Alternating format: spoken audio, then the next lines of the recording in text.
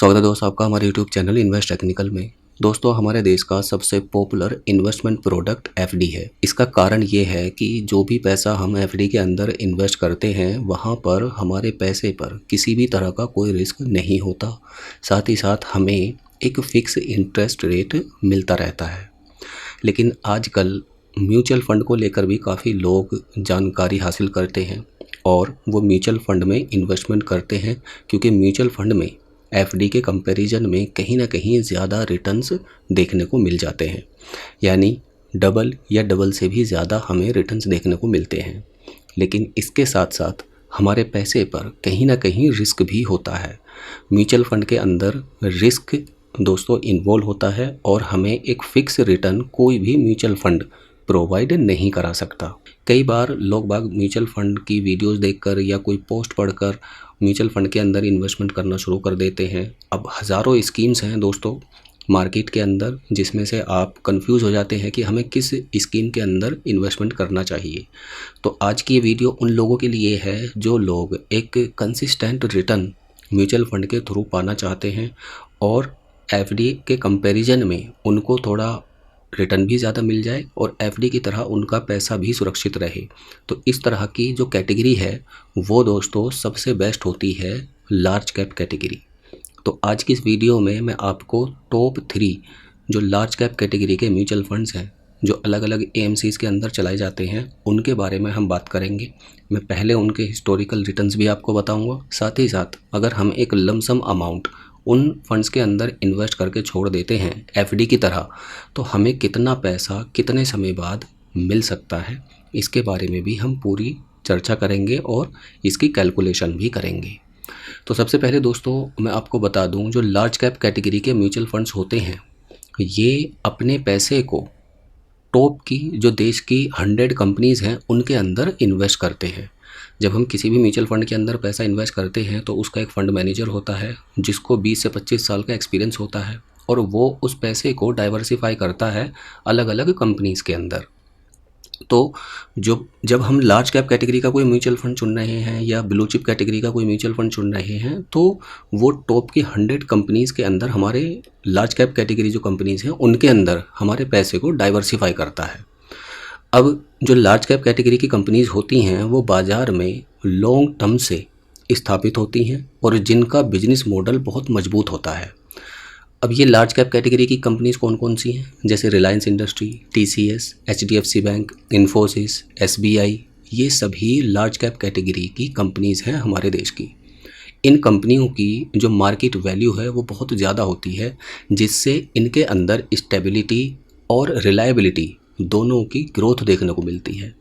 Large cap fund में निवेश करने का सबसे बड़ा फ़ायदा ये होता है कि यहाँ पर लो रिस्क और स्टेबल रिटर्न्स देखने को मिलते हैं, क्योंकि ये कंपनी मंदी के दौरान भी दूसरी छोटी कंपनियों की तुलना में या उनके कंपैरिजन में बेहतर प्रदर्शन करती हैं। इसके अलावा इनमें डिविडेंड बेनिफिट भी मिलता है, यानी कई कंपनियां अपने इन्वेस्टर्स को समय समय पर डिविडेंड देती हैं, जिससे इन्वेस्टर्स को एक्स्ट्रा इनकम भी होती है। ये फ़ंड खासतौर पर उन इन्वेस्टर्स के लिए बेहतरीन होते हैं जो लॉन्ग टर्म इन्वेस्टमेंट करना चाहते हैं और कम रिस्क के साथ में अच्छा रिटर्न कमाना चाहते हैं। तो आप अपने पोर्टफोलियो को अगर स्टेबल करना चाहते हैं और ग्रोथ देना चाहते हैं तो फिर आप एसबीआई के ब्लू चिप फंड के अंदर या आईसीआईसीआई प्रूडेंशियल ब्लू चिप के अंदर या एचडीएफसी टॉप 100 फंड के अंदर या मेरे एसेट लार्ज कैप फंड जैसे जो ऑप्शंस हैं उनको चुन सकते हैं। इन कंपनीज़ का जो निवेश से पहले की परफॉर्मेंस होती है, इनका एक्सपेंस रेशो और रिस्क फैक्टर को भी ध्यान से जांचना बहुत ज़्यादा ज़रूरी होता है। उसी के बाद में हमें इनके अंदर इन्वेस्टमेंट करना चाहिए। अब दोस्तों अगर हम बात करें कि जो टॉप 3 म्यूचुअल फंड कौन से हैं लार्ज कैप कैटेगरी के लिए, तो उनमें सबसे पहला नाम आता है HDFC large cap fund. HDFC large cap fund एक ऐसा फंड है, अभी जैसे अगर हम अभी के ड्यूरेशन की बात करें तो मार्केट में काफ़ी मंदी चल रही है, काफ़ी गिरावट चल रही है। उसके बावजूद भी इस म्यूचुअल फंड ने पिछले 1 साल में 2% के रिटर्न्स को मेंटेन किया है। पिछले 3 साल से इसके एनुअलाइज्ड जो रिटर्न्स हैं वो 16.09% के हैं और पिछले 5 साल से इसने 21.82% के रिटर्न्स को मेंटेन किया है और जब से ये फंड शुरू हुआ है तब से लेकर आज तक इसने 13.78% के रिटर्न्स को मेंटेन किया है। इस फंड का जो फंड साइज़ है वो 33,913 करोड़ का है, यानी 33,913 करोड़ रुपए इन्वेस्टर्स ने इस फंड के अंदर इन्वेस्ट करके रखे हैं। इसके अंदर मिनिमम एसआईपी आप 500 रुपीज़ से शुरुआत कर सकते हैं और लमसम पैसा आप 5,000 रुपये मिनिमम इन्वेस्ट कर सकते हैं और मैक्सिमम जितना आपका बजट हो उतना पैसा आप इन्वेस्ट कर सकते हैं। अब दूसरे नंबर पर जो लार्ज कैप कैटेगरी का सबसे अच्छा फंड है वो है Nippon India large cap fund. Nippon India large cap fund ने ओवरऑल जब से ये फंड शुरू हुआ है तब से लेकर आज तक 15.81% के रिटर्न्स को मेंटेन किया है। पिछले 5 साल के इसके रिटर्न 23.56% के हैं। पिछले 3 साल के इसके एनुअलाइज्ड जो रिटर्न्स हैं वो 19.20% के हैं और पिछले 1 साल में इसने 5.57% के रिटर्न्स प्रोवाइड कराए हैं। तो ये mutual fund HDFC large cap fund के कंपैरिजन में कहीं ना कहीं अभी तक जो इसका परफॉर्मेंस रहा है वो बेहतर रहा है, तो आप इस फंड को भी कंसीडर कर सकते हैं। इनमें से जो टॉप 3 म्यूचुअल फंड मैं आपको बता रहा हूँ, इनमें से आप किसी भी एक म्यूचुअल फंड को चुनकर उसके अंदर लमसम पैसा इन्वेस्ट करके छोड़ सकते हैं। अगर हम इसके फंड साइज़ की बात करें तो 34,211 करोड़ रुपए का इसका फंड है, यानी इन्वेस्टर्स ने इतना पैसा इसके अंदर इन्वेस्ट करके रखा है। इसकी रेटिंग की अगर हम बात करें तो 5 आउट ऑफ 5 इसकी रेटिंग है। इसके अंदर भी मिनिमम आप 500 रुपीज़ अगर मंथली बेसिस पर SIP करना चाहते हैं तो मिनिमम 500 रुपीज़ से शुरुआत कर सकते हैं, और अगर आप लमसम पैसा इन्वेस्ट करना चाहते हैं तो आप 5,000 रुपीज़ से शुरुआत कर सकते हैं।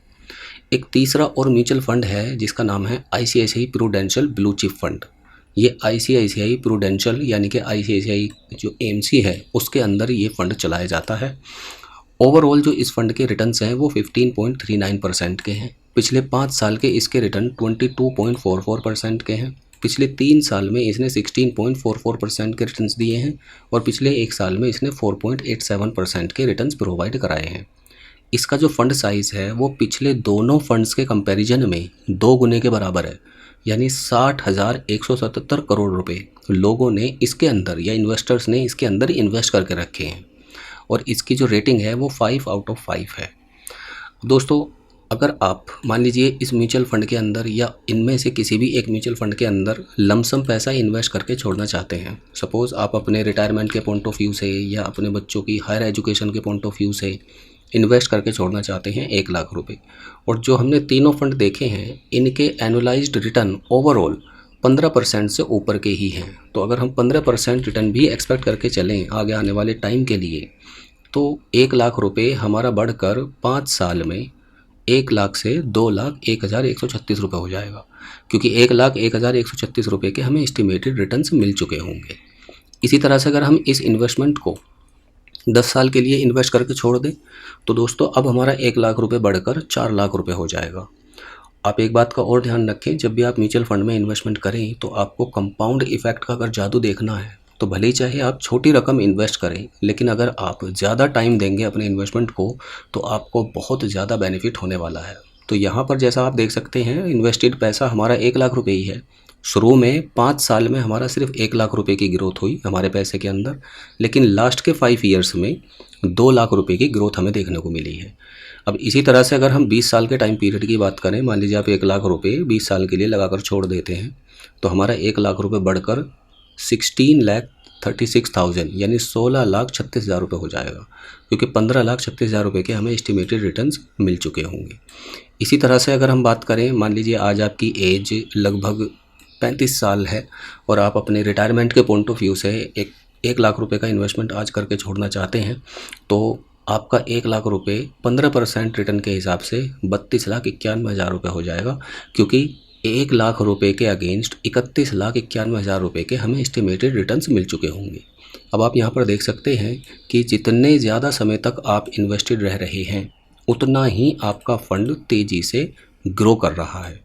30 साल के टाइम पीरियड की अगर हम बात करें तो हमारा 1 लाख रुपए बढ़कर दोस्तों 66,21,000 रुपये हो सकता है 15% एक्सपेक्टेड रिटर्न के हिसाब से।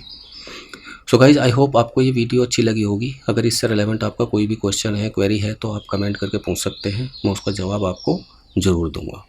धन्यवाद।